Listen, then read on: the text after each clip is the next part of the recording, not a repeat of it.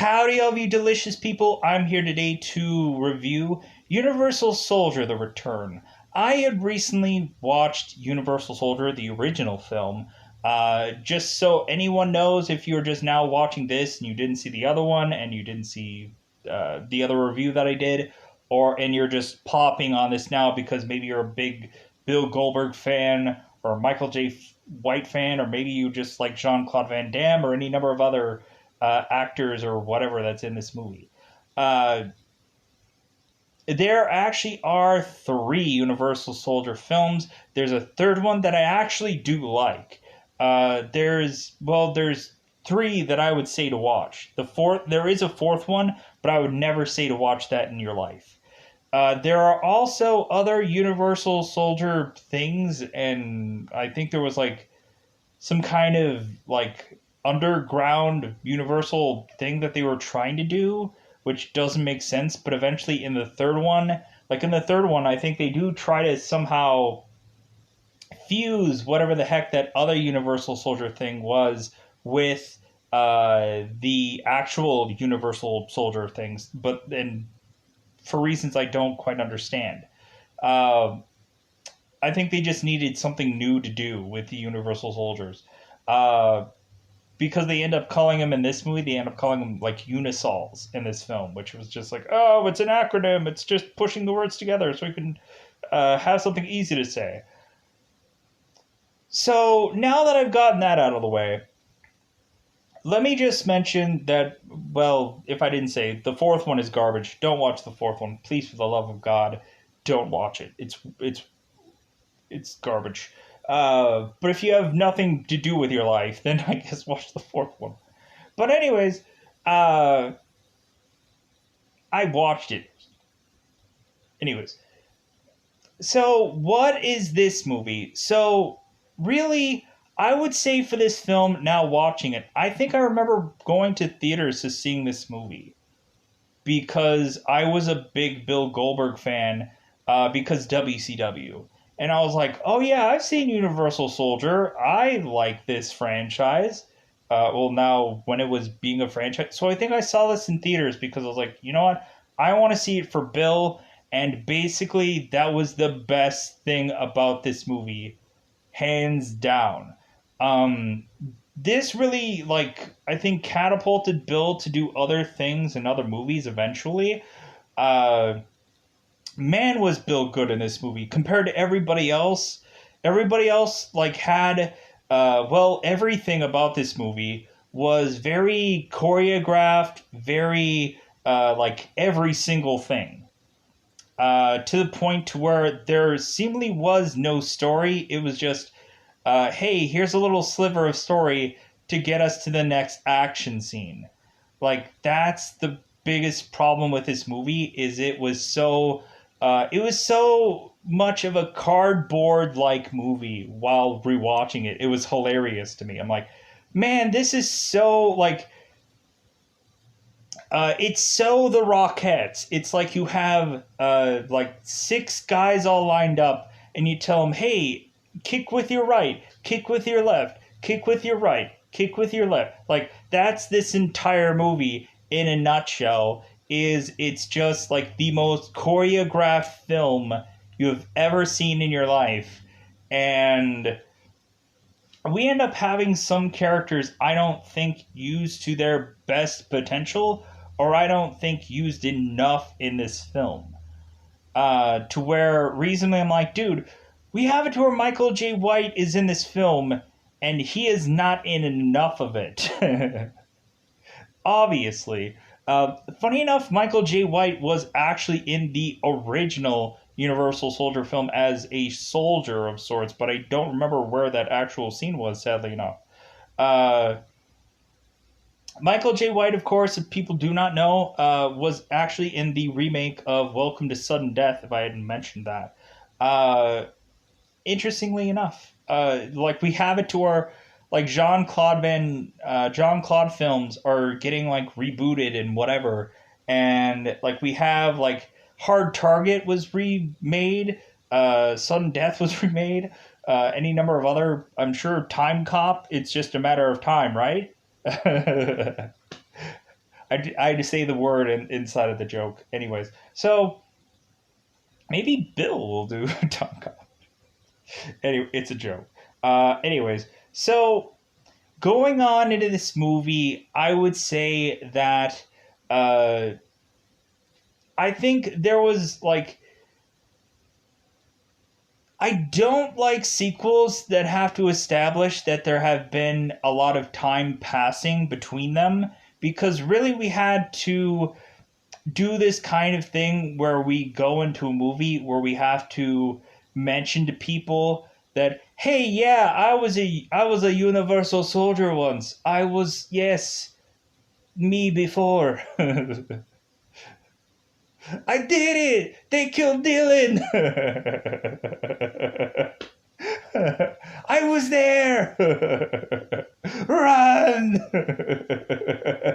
Anyways, so yeah, like they have to like set up that hey, there was a movie before this, but they have to really like show that prominently, but they also have to show you how good the real true legitimate actors are compared to the less than actors where it's just like dude, like this entire military force is just getting wiped out, but man is Jean-Claude Van Damme just really good at just beating the crap out of these guys and so on and so forth. Like he's really cleaning house. There's never really one time where he's really getting licked in this movie, so to speak.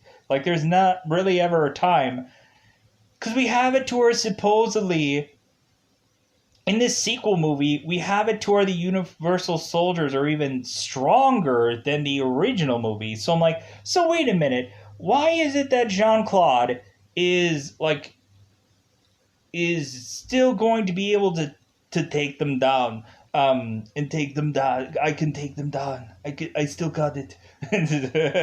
Like we have it to where like he's strong, but like if anything, we have it to where also like the Universal Soldiers kind of get people because of their numbers. Really, in this movie, like when you have like 12 different guys all wielding giant cannon gun things, which looked like fat as like dude, like you have it to where like a gun is like the size of a guy, like just the barrel of a gun thing is just like the size of some guy's arm. And I'm like, God, that is so goofy looking. Here's also the thing that I thought was goofy.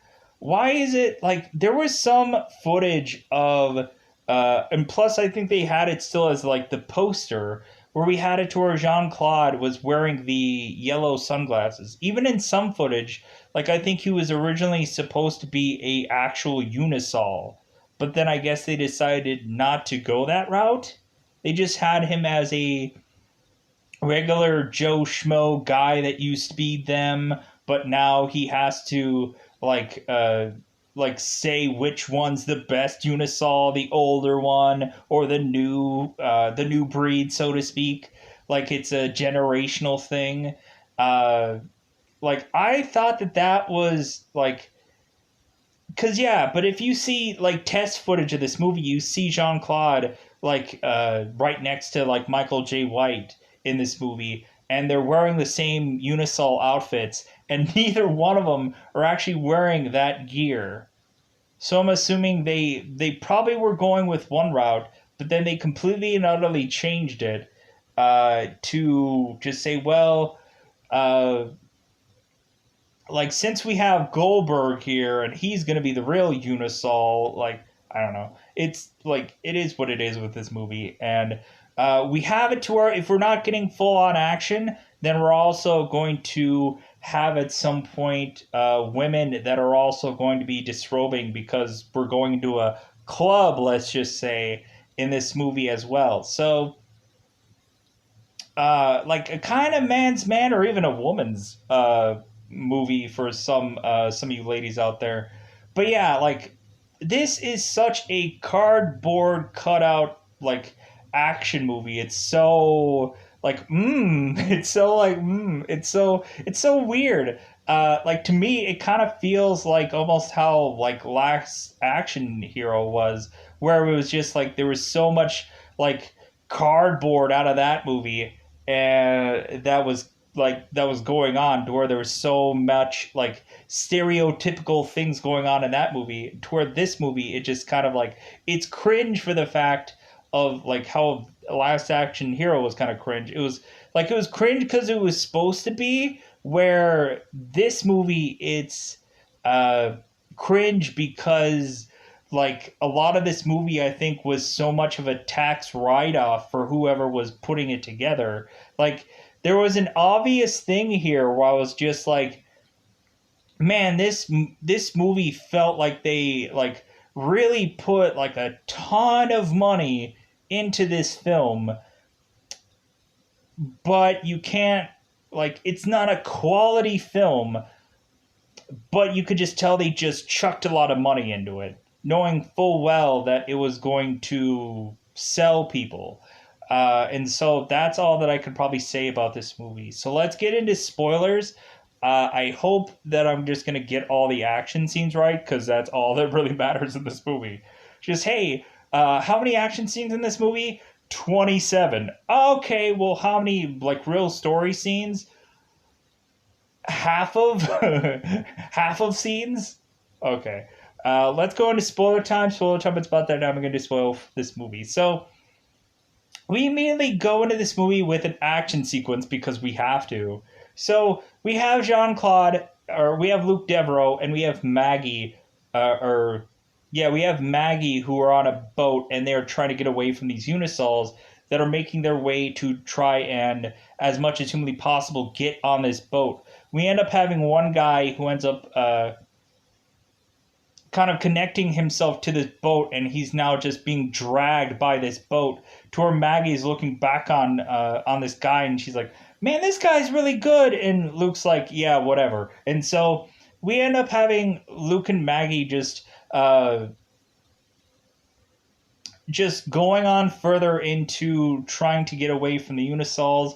Eventually we have it to where we just end up having it to where Luke and Maggie ditch their boat, just run off, and we end up seeing them eventually both just kind of like V off together, and eventually we have it to where Maggie ends up getting grabbed by Romeo, who is Goldberg, which is the best part of this movie.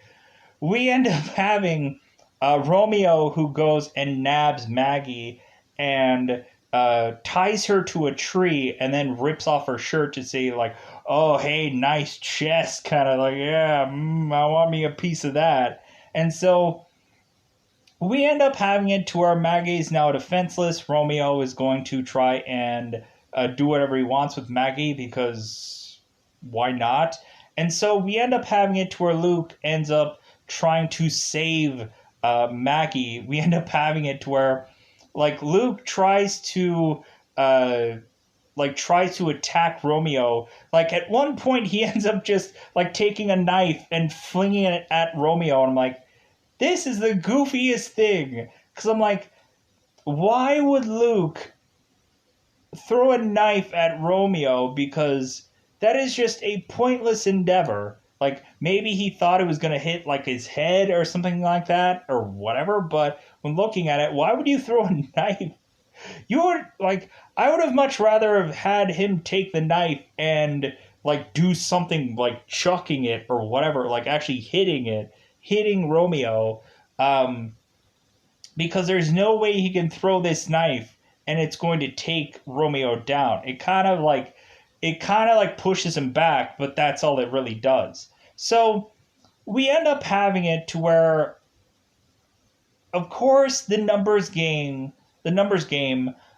ends up just taking down Luke Devereaux, because all the Unisols end up scrambling to Luke's location, and so they end up grabbing Luke and just thrusting him down this little muddy watered pond thing, to where eventually Maggie ends up saying like okay, like we're done, like call it a wrap, like Seth, like help us out. And so we end up having Seth, who is Michael J. White in this movie.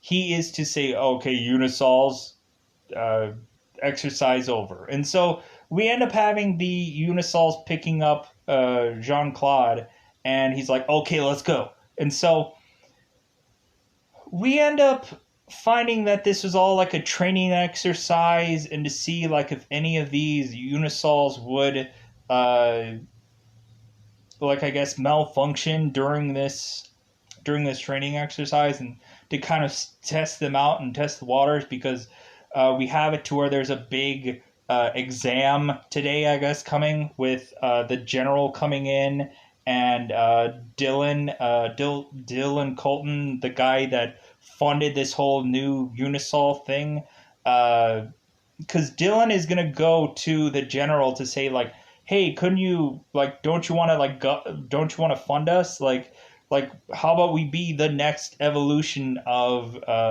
military? Like, it's kind of like The Boys, where The Boys was trying to say like, well, hey, like, we don't have government funding, so like we want to get that government funding so that way we can go and just have unlimited resources to do whatever we wanted.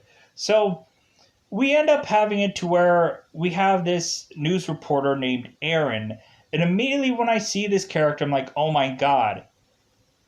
They do the exact same thing in this film compared to the last film. Like, they have a news reporter as the romantic interest in that film, and they have a news reporter in this film. Wow, like, they didn't change much of anything. They basically tried to give the exact same movie, but they thought that they could do it better, but they even did less of a story in this movie. And like, there wasn't much of a story in the first one, granted, but still, like, it was hard to invest in the characters in the first movie. But like, in this movie, they made it even more difficult to invest in anybody but Goldberg in this movie. Cause he's like clearly the biggest guy, and he's freaking tearing through people, and it's awesome. So moving on. So we eventually have it to where Seth is this big Rubik's Cube thing in a part of this scientific looking room, where we have it to where it's like all like computers and a billion computers all surrounding some room. It's all high tech and whoop-de-doo. So we have Seth as some Rubik's Cube looking thing in some wall somewhere, and we end up having it to where we end up finding out that that Dylan and Luke and Maggie are all going to the general to see like, hey, like, can we get some funding? And so the general is like, yeah, no, like, I just am like an old softy, and like, I just can't think that Unisols are going to be the next soldiers of the world or whatever. Like, so we end up having to where Luke is like saying, well, so you're saying, like, guys need to needlessly die in war? Because, like, we have the solution right here. We have plenty of guys who have died and now cannot die to win your war for you, but that's not good enough now, is it? I guess not. So we end up having it to where the general just does not want to fund this experiment, and so we end up having it where Dylan goes and is checking on his computer, and so Seth is like, hey, like, what's going on? Like, are you getting sick? You look a little blue there, Dylan. And so we end up having Dylan like saying like, well, hey, maybe I'm getting like a flu that's going around. I don't know. And so we end up having Seth like examining Dylan, and then kind of coming up with all the possibilities that Dylan has some kind of deceptive, like, he's lying basically to the teeth of just like there is something wrong and he's hiding something. So we end up having the supercomputer just decide like, well, like, I'm going to hack myself out of here. And then plus also, I'm going to turn on all of the Unisols and have them just start wreaking havoc just all over this place. Like, because really, like, I don't value on Unisol human life anymore. So I'm just going to go and just, like, want to keep my company or my livelihood alive, which is Unisol's, and me. So yeah, we're just gonna take over this building. So we have it to where so we have Romeo going into his cryo sleep, and we have it to where Seth wakes him up, and we like funny enough we have it to where when Luke is kind of talking about Romeo after he is to go back into his cryo sleep. We end up having it to where they have like some kind of backstory where Romeo and Luke really hate, like Romeo really hates Luke, and that like killing him should have given him a better attitude, but it didn't. I guess him legitimately dying before, like, and him coming back alive should have given him a better attitude, but it didn't. It made him worse. Eventually, at some point, we eventually have one of the Unisols like kind of misfiring, and all of a sudden having this like burst of anger, and Luke has to like take him down, and just kind of like chop him and just try to like like and smack his ears together. Um, and then like Luke kind of revelishes in the fact that he can like, yeah, I still got it. I could still do it. So pushing on. So we have it now to where Seth is hacking his way out of the system, and we have it to where Dylan is scrambling to try to like figure out what's going on, because we end up having it to where Seth is basically just like, dude, I'm gonna just kill everybody, and so we end up having Seth immediately going and trying to kill Dylan, and so we end up having it to where uh, when Seth tries to pull something out of this wall to try to configure this whole thing, we end up having Seth electrifying Dylan and flying him freaking 20 feet to where eventually that also kills this cameraman that Aaron was trying to do some footage and stuff along those lines of reporting and whatever. So we end up having it to where Aaron had come at the very worst possible time. And so now we have it to where like this whole area is going completely nuts, haywire. All the Unisols are coming in and just offing people. It's crazy. So we end up having it to where we find out that since Dylan is dead, supposedly there is two codes that uh, are to be put into the system, or like one person or two people have two different codes that if not put into the system, Seth will shut off. And so there's a whole like race against time thing where we have to have now Seth trying to figure out what this code is, and now Luke is the only one that can uh, have this computer be shut off if he doesn't implement this code.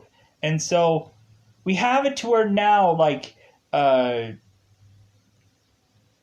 like the rest of this movie just becomes a keep away. Like Luke has to basically run away from all of this, from all of these Unisols, and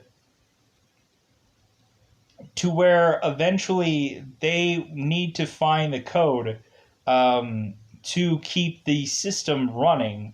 And so we end up having it to where Luke and Aaron are to go into this like boiler room part of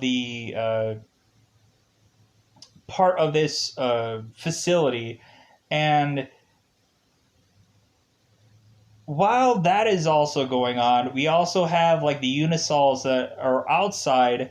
While the general is getting like his whole army men together, like we end up having it to where the Unisols are going and just firing away at all these military people, and it's freaking awesome. We end up having it to where at some point that the Unisols end up falling over, thinking that they're dead, and so the military goes out there to check if they're dead, and they pop right back up, and they're like, "Oh crap!" And they're like, "Yeah!" And then like the Unisols are just like firing away at everybody, like they're killing all the military guys. It's ridiculous, and we end up having it to where like it's a war zone. Like freaking chaos is going on. Unisols are killing everybody. So while that's going on, we end up having Luke and Aaron in this boiler room where we are now seeing Romeo go into this boiler room to try and find Luke, and we end up having it to where once Romeo spots Luke, he ends up getting orders, the ping from Seth, and so Luke and Aaron run off to eventually play keep away more with Romeo, and so we end up having it to where we consistently see within this establishment where we have at one point where Luke and Aaron make it outside this facility to get like shot up like 100 times over, and which I thought was hilarious. But then they also have one point in time where Luke and Aaron also jump off this rooftop to make it onto some garbage truck, and so that happens earlier in the film. So we end up having it to where Luke and Aaron jump into this dumpster and or this garbage truck, and so we end up having it to where Romeo follows follows them, and he ends up like following them, and he jumps off, and then the truck moves, and he's like, "Oh!" And then he falls, and then we have Luke Devereaux like backing over him and like stalling him cold until he like supposedly slowing him down. So, but we really had an interesting moment where like to Bill and Jean-Claude were fighting it out in this boiler room, and Aaron had the gun, and so we had it to where Luke was like demanding like, "Give me the gun," and so Aaron fires off a bullet, and it was like a flame, like it was a god, what was it, like a flare gun bullet, whatever, it was like a flare or whatever, and so we end up having it to where like Goldberg is burning up, and like Luke is like tossing off his coat 'cause he's like, "Oh my god, I almost lit on fire." So luckily we end up having Romeo go and like have like he pushes some like part of his like clothes where it douses the entire flame, which I thought was really cool. But anything, moving on. So we have it to where they have to go and find some uh, they have to find some uh, satellite thing that they could be able to hack back into the facility. Because we end up finding out that Seth is talking to some hacker named Squid, and Seth is asking this guy named Squid to be able to get him a body that was off the grid that Squid has been hiding specifically for him. And so we end up having it to where we find out that Squid was a former employee at this place, and they ended up firing him because of his way of thinking of things. And so we end up having Luke and Aaron going off to this facility to go and hack into the computer. But we also have it to where Aaron and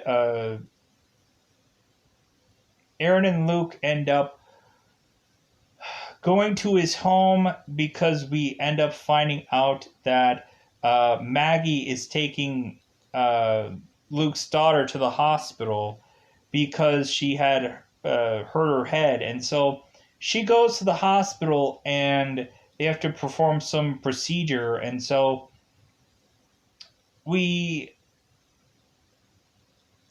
because Maggie and Luke's daughter was at the facility, and while Luke's daughter had gotten hurt, and so they went to the hospital. Procedure has to be made, and Maggie's like, "Where is Luke? I don't know where he is."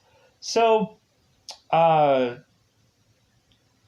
pushing on. So we have Luke and Aaron go to this club, let's just say, and Luke ends up going and hacking into the facility where he ends up finding out uh, where what Seth had done, and so we end up having it to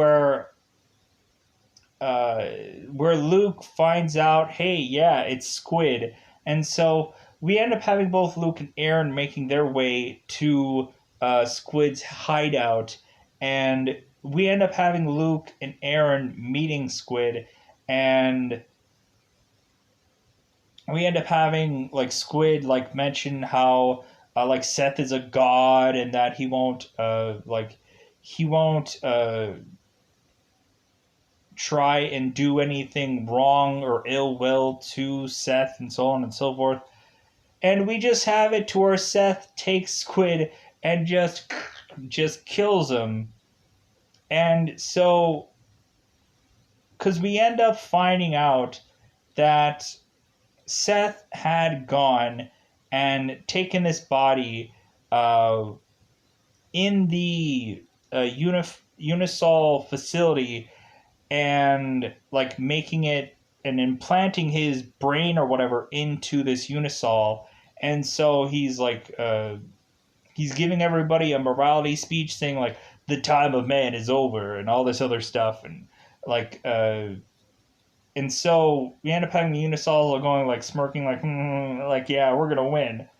Yeah, right. They never seen a movie in their life. But anyways, so pushing on as much as humanly possible. So we end up having it to where Seth is to go to the hospital where his daughter is at, because we have it to where Seth is telling Luke, it's like, well, hey, like, I'm going to take something from you that means so much, like, from you. And we have it to where, like, Luke, like, bizarrely looks at Aaron and says, like, no. And so we end up having it to where Luke goes on to make it to the hospital, and we end up finding out that Seth doesn't want Luke dead because he needs the code, and so we end up having it to where the Unisols take their guns and like push it off to the side and try to attack Luke, and so Luke is making his way to through this hospital, and eventually also Romeo is also there, and he's spearing and he is like suplexing and all kinds of these like security guards all over the place, and that's a really cool, fun scene, and we end up having it to where eventually Luke is greeted by Romeo, and so Romeo ends up spearing into the elevator, and Luke ends up like using the elevator and as leverage to just kind of like jump over like just kind of jump over uh, to where or jump onto the. He ends up pushing his body to where he can uh, have it to where he can completely like evade this spear, and then Romeo ends up going into the elevator, and then Luke ends up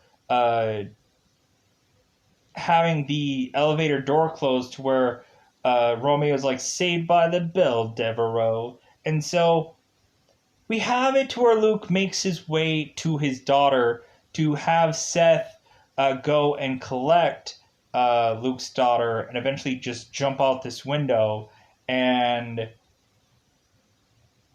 go on to make it to the facility. So we end up having it to where now Luke has to go and fight out, of course, Seth in this facility. And so we end up having it to where supposedly the general is lighting up a bomb into this facility because he's like, dude, like, we have to get rid of this threat now. And so we have it to where Aaron is telling them, it's like, well, hey, Luke went back in there because he's going back in there for his daughter. And the general's like, well, he better be out of here in 4 minutes because we have things to do. So, or we have explosives to go off. So we have Luke going back in, and so we end up having him like making his way down there, and he eventually is to be stopped by Maggie, and we find out that that Romeo had killed Maggie, and that she has become a Unisol, and so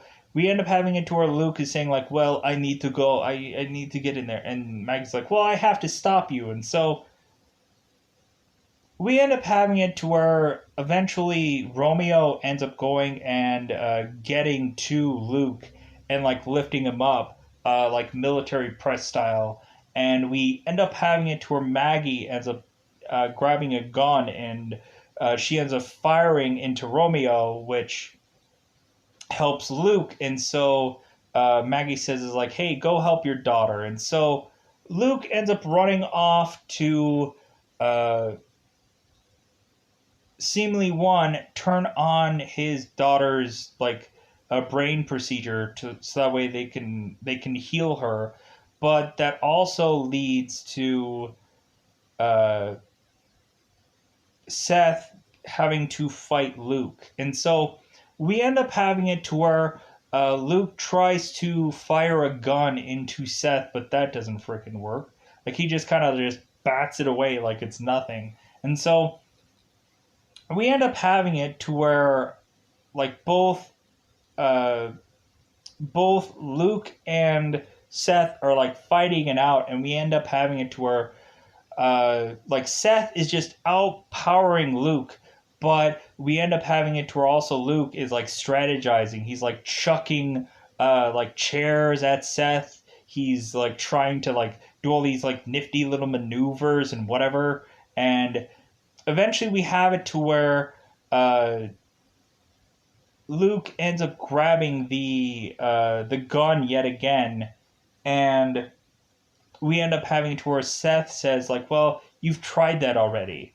And he's like, well, yeah, I have, but Luke ends up firing into this like cryogenic like little lever thing, and that completely increases the cryogenic thing to now have Seth be completely and utterly frozen, to where we end up having it to where now Luke like goes to kick Seth, and it can just completely demolishes Seth. So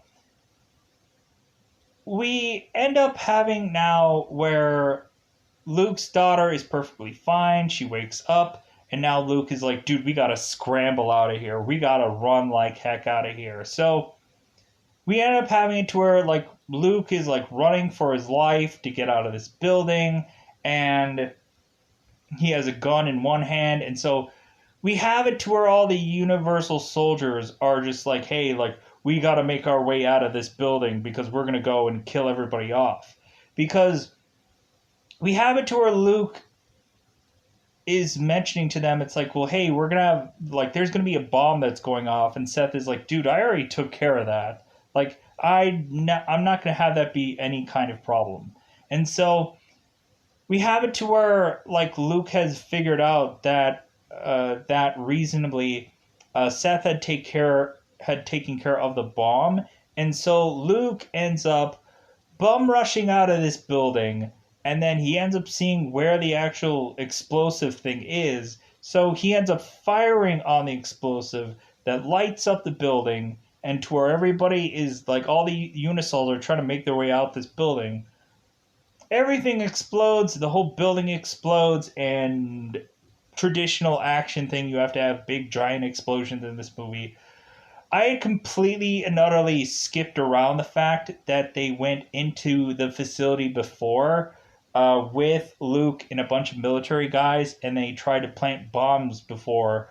And because I thought it was kind of a waste of time, because in all actuality, uh, like all of the military men easily got wiped out by the Unisols, and then like Luke Devereaux was the only one left, and to where like eventually he then had to go outside of the facility to go and then hack his way to see where the lines of communication were going on between Seth and somebody else, so that way he could go and go into the Squid headquarters uh, to go and try and take Seth out. But yeah, if there's anything else that I probably missed or skipped or whatever about this movie, there probably was a lot of important or unimportant moments going on in this movie, because it was just action, action, action sequence, and that's all that really mattered. So I skipped around a lot, or I probably just rushed through this review. But other than that, I think it's about time to call this one a wrap. Like, it's kind of weird going into this movie, because I'm like, I haven't really seen this movie till its like theatrical release was like years ago, and like now watching it I'm like, wow, like this movie, like, one, didn't really hold up. But it was all like, looking at it now, it's like the like cereal box of action, and so that's, I guess, what this movie was. So when really looking at it, like, to me, it kind of probably feels like Street Fighter. Like, to me, there was a lot of visuals within this movie that kind of heavily reminded me of the Jean-Claude Street Fighter movie. Like, it feels very like action figure-y looking, to where it's like a big like commercial of something, where it's trying to be an ad or something like that, or along those lines. So looking at this, yeah, like it also like, because I remember the very first Avengers movie, where looking at all the characters, I'm like, man, every single one of them look like they're like action figures. They don't look real. Like they have like a bizarre amount of makeup, which does not make sense. To the point to where I guess they were trying to look like their action figure counterparts, and it just looked weird. So, with that said, I am going to get out of here. Goodbye, everybody. Goodbye, everybody.